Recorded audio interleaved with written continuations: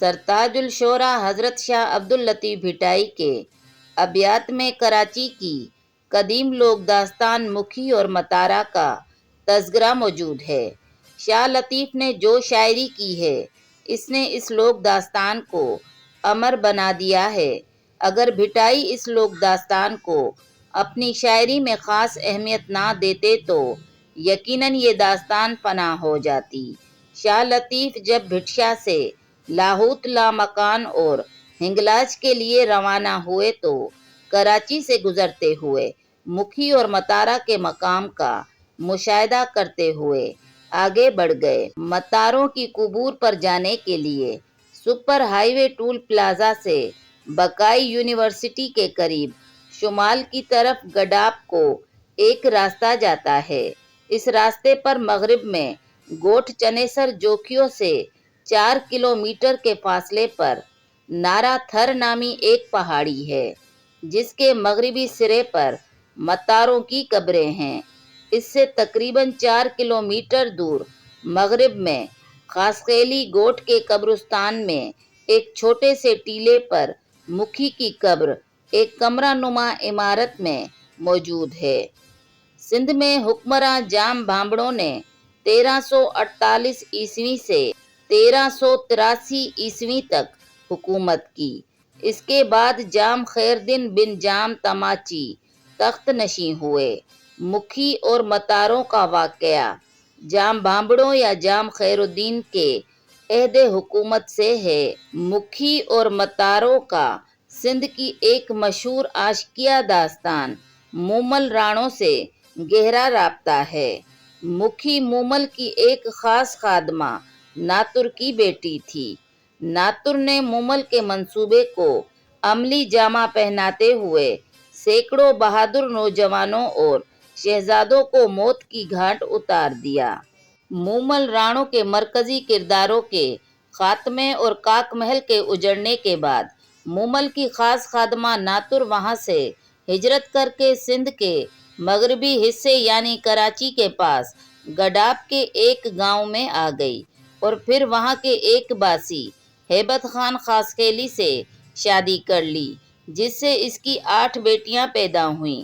ناتر نے اپنی گزر بسر کے لیے ایک شراب خانہ کھولا۔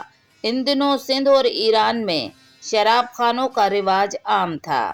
اس نے اپنی 7 بیٹیوں کی شادیاں کر دیں جبکہ بڑی بیٹی مکھی کو اپنے شراب خانے والا کام سکھایا۔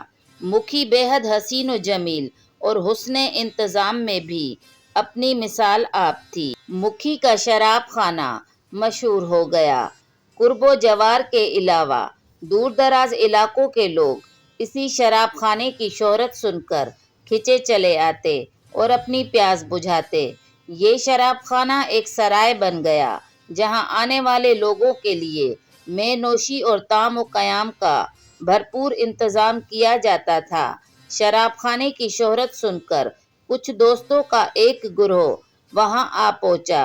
شاہ عبداللطیف بھٹائی نے ان کو متاروں کے نام سے اپنی شاعری میں یاد کیا ہے۔ سب دوست مکھی کو بے حد پسند کرتے تھے۔ مکھی بھی ان کا انتظار کرتی تھی اور جب بھی وہ آتے مکھی کے خاص مہمان ہوتے تھے۔ مکھی دل و جان سے ان کی مہمان نوازی کرتی تھی۔ مکھی کے بارے میں تو کچھ معلومات مل جاتی ہے لیکن متاروں سے متعلق کچھ روایات ہی ملتی ہیں۔ متاروں کی تعداد پر بھی محققین میں اختلاف پایا جاتا ہے۔ کچھ تاریخ دانوں نے متاروں کی تعداد 6 بتائی ہے جبکہ کچھ کے خیال میں 8 تھے، لیکن اکثر کتب اور سندھ کے کلاسیکی شعراء اور سگھڑ اور بیت بازوں نے متاروں کی تعداد 6 ہی بتائی ہے۔ متارا سندھی زبان کا لفظ ہے جس کے معنی صحت مند نوجوان یا پہلوان کے ہیں۔ سومروں اور سما دور میں سندھ کے سرحدی محافظوں کو بھی متارا کہا جاتا ہے۔ یہ باقاعدہ سرکاری تنخواہ دار ہوتے تھے۔ اس لوک داستان میں متاروں کے لیے بیت بازوں نے اپنی شاعری میں سردار، داتا، سر کے سردار وغیرہ جیسے القاب سے یاد کیا ہے۔ اس سے معلوم ہوتا ہے کہ وہ حکومت کے خاص منصب پر فائز تھے یا پھر اپنے علاقوں کے سردار یا حریت پسند تھے۔ ایک روایت کے مطابق یہ متارے حسب معمول رات کے وقت مکھی کے پاس گئے اور ان سے کوئی پرانی شراب پلانے کی فرمائش کی۔ مکھی کی سب بھٹیاں خاموش ہو چکی تھیں، شراب بھی ختم ہو گئی تھی، البتہ ایک پرانے مٹکے میں شراب تھی، لیکن اس میں ایک زہریلے سانپ کی کھال تیر رہی تھی۔ مکھی سمجھ گئی کہ شراب زہریلی ہو گئی ہے۔ دوسری طرف متارے بضد تھے کہ ان کو ہر صورت شراب پلائی جائے۔ مجبوراً مکھی نے انہیں وہی زہریلی شراب پلا دی۔ رات گزار کر وہ وہاں سے چلے گئے۔ متارے عموماً سال میں 3-4 مرتبہ مکھی کے ہاں آتے اور اس کی مہمان نوازی سے لطف اندوز ہوتے تھے، لیکن اس مرتبہ سال بیت گیا، وہ نہیں لوٹے۔ مکھی سوچتی رہتی کہ نہ جانے متارے زندہ بھی ہیں کہ نہیں۔ 1 سال گزرنے کے بعد متارے اچانک آ گئے۔ مکھی اپنے خاص مہمانوں کو دیکھ کر بے حد خوش ہوئی۔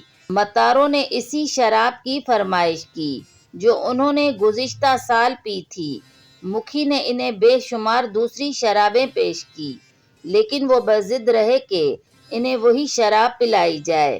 مجبوراً مکھی کو بتانا پڑا کہ جو شراب ان لوگوں نے پچھلے سال پی تھی، اس کے زیادہ نشے کا سبب یہ تھا کہ وہ بہت پرانی تھی، دوسرا یہ کہ اس مٹکے میں زہریلا کاریہر سانپ گر گیا تھا اور اس میں زہر ملا ہوا تھا۔ یہ سنتے ہی متاروں نے سوچا کہ انہوں نے سانپ کا زہر پیا تھا۔ اس کا ان پر اتنا اثر ہوا کہ سانپ کی اس دہشت سے ان سب پر دل کا دورہ پڑ گیا اور فوری دم توڑ دیا۔ مکھی کو متاروں سے بے حد محبت تھی۔ ان کے مرنے کا اسے بہت صدمہ ہوا۔ اس نے ان متاروں کی قبریں شراب خانے سے تقریباً 4 کلومیٹر دور نارا تھر پہاڑی پر بنوائیں، جو آج بھی وہاں موجود ہیں۔ متاروں کے مرنے کے بعد مکھی کے شراب خانے کا زوال شروع ہو گیا اور باقی زندگی مکھی نے بڑی مفلسی اور تنگ دستی میں گزاری۔ اسی عرصے میں اس کی ماں ناتر بھی فوت ہو گئی۔ مکھی نے اپنی باقی زندگی اس شراب خانے کے پاس گزاری اور وہیں مر گئی۔ آج بھی اس کی قبر شراب خانے کے پاس موجود ایک قبرستان میں ہے۔ نارا تھر پہاڑی پر ایک چھوٹی 4 دیواری میں 6 قبریں اندر اور ایک قبر باہر ہے۔ ان میں کچھ قبروں پر متاروں کے نام بھی درج ہیں۔ ایک قبر پر حاجی ہالار لکھا ہوا ہے، دوسری قبر پر محمد اسماعیل اور تیسری قبر پر اسحاق خان، چوتھی قبر پر رستم آدم اور 5ویں قبر پر یادگار اسماعیل حاجی لکھا ہوا ہے۔ دیگر قبروں پر نام درج نہیں۔ یہ سب قبریں ایک جیسی ہیں۔ 4 دیواری میں ایک پتھر کو اس طرح تراشا گیا ہے کہ وہ پیالے کی طرح گول سا لگتا ہے۔ یہ پتھر اب 2 ٹکڑوں میں ہو گیا ہے۔ متاروں کی قبور پر درج ناموں سے پتہ چلتا ہے کہ یہ یا تو ایک ہی خاندان کی قبریں ہیں اور ان میں سے 3 بھائی ہیں جو حاجی کے بیٹے ہیں، یا پھر ان کی ذات حاجی ہے۔ ان میں سے ایک قبر پر حاجی ہالار کے الفاظ ابھرے ہوئے ہیں، جبکہ باقی نام پتھر کو تراش کر لکھے گئے ہیں۔ یہ قبریں چوکھنڈی کی طرز پر تعمیر کی گئی ہیں اور اوائلی دور کی معلوم ہوتی ہیں۔ اسی طرح کی طرز و تعمیر کو سندھی زبان میں گھاڑی بھی کہتے ہیں، جس کے معنی گھڑی ہوئی کے ہیں۔ اسی طرز کی قبریں ساحل مکران سے لے کر میرپور ساکرو ضلع ٹھٹہ تک ہیں۔ اسی طرح کی قبریں زیادہ تر جوکھیا، کلمتی اور برفت قبائل سے تعلق رکھنے والے افراد کی ہیں۔ مکھی کی قبر سوراب گوٹ سے 18 کلومیٹر کے فاصلے پر موجود ہے۔ متاروں کی قبریں پتھر کی بنی ہوئی ہیں، لیکن ان کے برعکس مکھی کی قبر بالکل سادہ اور عام قبروں کی طرح ہے، بغیر کسی کتبے کے۔ पहले चार दीवारी में थी, लेकिन हाल ही में मजावर हाजी खान खासखैली ने इसे सीमेंट से महफूज करवा के इसको एक छोटे से कमरे की शक्ल दिलवाई है। कराची की कदीम लोक दास्तान मुखी और मतारों का तज़किरा फ़कत शाह अब्दुल लतीफ़ भिटाई ही की शायरी में नहीं मिलता, बल्कि शाह लुत्फ़ुल्लाह कादरी और मियाँ शाह इनायत की शायरी में भी इसका तज़किरा मिलता है। जदीद दौर के शोरा में शेख अयाज, उस्ताद बुखारी, ताजिल बेवस और इब्राहिम मुंशी और दीगर कई शायरों ने इस दास्तान से मुतल्लिक शायरी की है। इसी तरह इस दास्तान को हमेशा के लिए अमर और महफूज कर दिया है।